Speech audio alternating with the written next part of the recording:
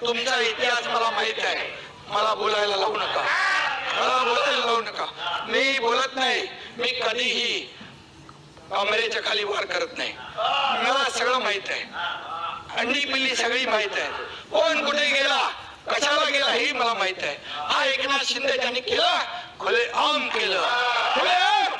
मी तुमच्या पक्षप्रमुखांना सांगितलं होतं, तुम्ही आता शिवसेना आणि भाजप युती करा. मी मुख्यमंत्री होणार होतो. 5 वेळा सांगितलं. का मुख्यमंत्री पदाच्या खुर्चीमध्ये एवढा मोह झाला? का झाला? का झाला?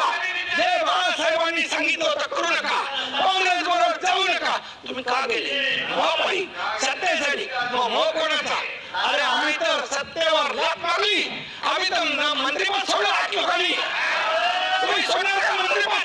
आम्ही मंत्रिपद सोडलं 8 मंत्र्यांनी. आम्हाला काय माहित होतं की आम्ही काय होणार आमचं?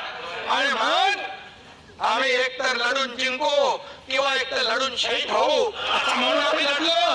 तुम्ही आम्हाला काय सांगताय? आणि म्हणून परब साहेब, तुम्हाला तुमचं माझं काही वाद नाहीये, पण तुम्ही एकच आहे, जे बोलाल की तुम्ही नोटीसला जाऊ घाबरून पळाले, हे पळाले, ते पळाले. आतलं मला सगळं माहित आहे.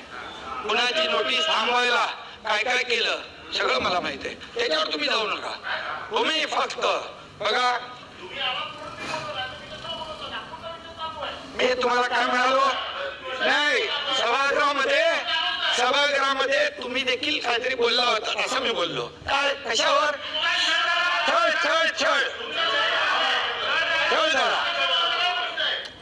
तुम्ही इथं बोलले होते ना,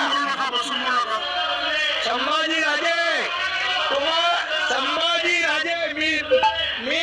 मी काँग्रेस प्रदेशाध्यक्ष आणि देवेंद्र फडणवीसांच्या बद्दल बोललो की त्यांनी म्हणाले की औरंगजेबासारखा क्रूर प्रशासक मुख्यमंत्री आहेत. मी त्याच्यावर सुरू केलं ते म्हणजे मी बोललो त्यांचे काय डोळे काढले, त्यांची काय जीभ छाटली, त्यांची काय नख उपटली, त्यांची काय कातडी सोडली. काय केलं देवेंद्र फडणवीसांनी मुख्यमंत्र्यांनी काय केलं? सोडायला पाहिजे होती.